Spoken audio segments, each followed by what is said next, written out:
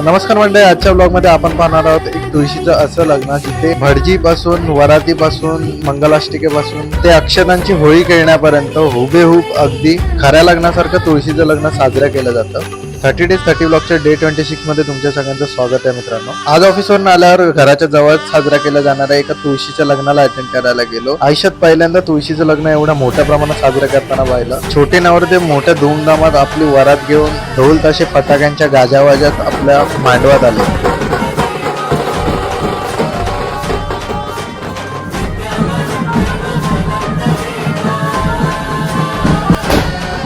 खूप सुंदर पद्धतीने तुळशीला एखाद्या नव्या नवरीसारखं सजवलं गेलेलं. अक्षतांचं वाटप झालं आणि मंगलाष्टिकेला सुरुवात झाली.